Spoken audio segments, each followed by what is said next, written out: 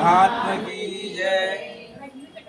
श्री सीतारामचंद्र भगवान की जय। कृष्ण कन्हैया लाल की। फाल्गुन मास कृष्ण पक्ष की विजया एकादशी का महात्मा। महाराज युधिष्ठिर ने श्री कृष्ण वासुदेव से पूछा कि हे भगवान, फाल्गुन मास के कृष्ण पक्ष में किस नाम की एकादशी होती है, कृपा करके हमें बताएं।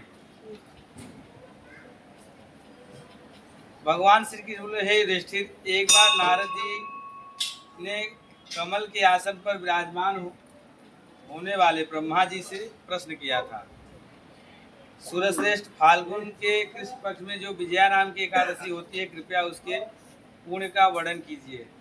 तब ब्रह्मा जी ने नारद जी को जो सुनाया था वो मैं आपको सुना रहा हूँ, आप सावधान होकर के सुने।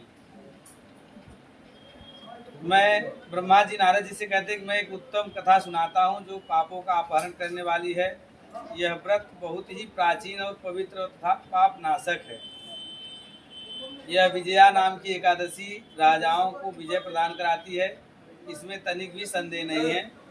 पूर्व काल की बात है, भगवान श्री रामचंद्र जी 14 वर्षों के लिए वन में गए और वहाँ पंचवटी में सीता तथा लक्ष्मण जी के साथ रहने लगे।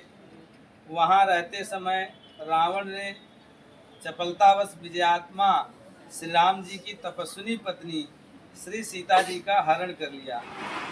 उस दुख से श्री राम व्याकुल हो उठे। उस समय सीता जी की खोज करते हुए वन में घूमने लगे। कुछ दूर जाने पर उन्हें पक्षीराज जटायु मिले, जिनकी आयु समाप्त हो चुकी थी।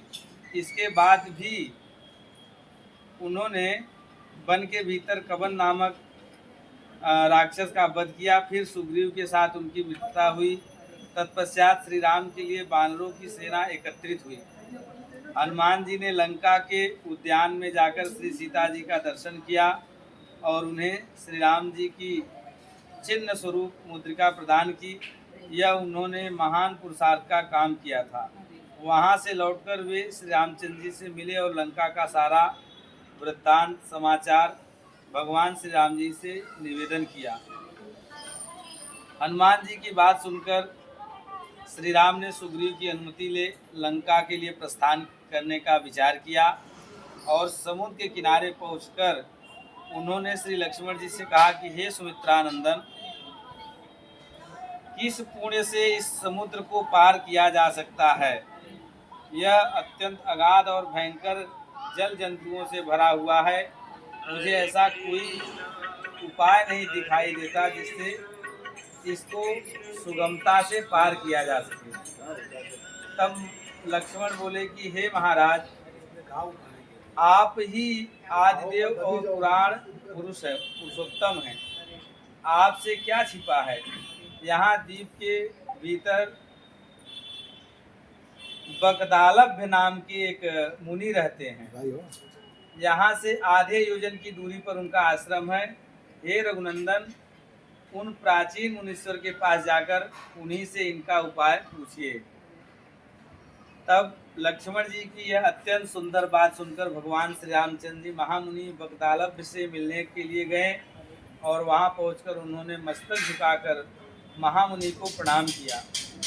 मुनि उनको देखते ही पहचान गए कि ये पुराण पुरुषोत्तम हैं, ये भगवान श्री राम हैं, जो किसी कारणवश मानव शरीर में अवतीर्ण हुए हैं। उनके आने से महर्षि को बड़ी प्रसन्नता हुई और उन्होंने पूछा, भगवान, आपका आगमन यहाँ किस कारण से हुआ है?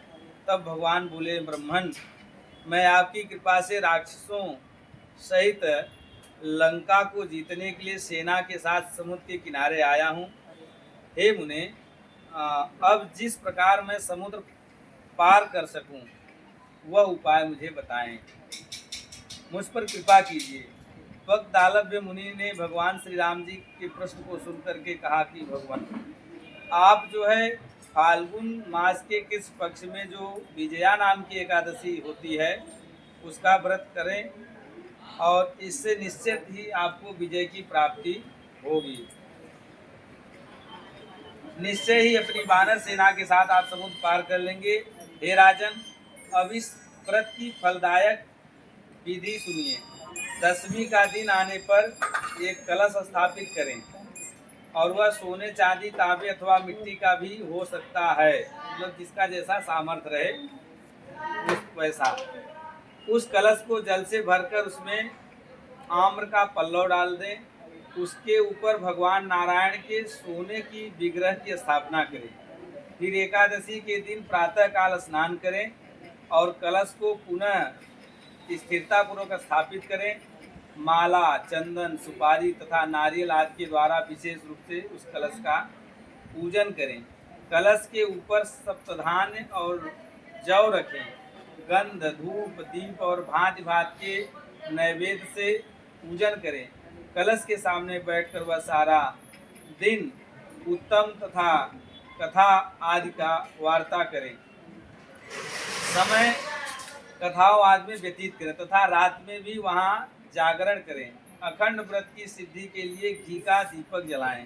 फिर द्वादशी के दिन सूर्योदय होने पर उस कलश को किसी जलाशय के समीप, नदी, झरने या पोखरे के तट पर ले जाकर स्थापित करें और उसकी पुनः विधिवत पूजा करके देव प्रतिमा सहित उस कलश को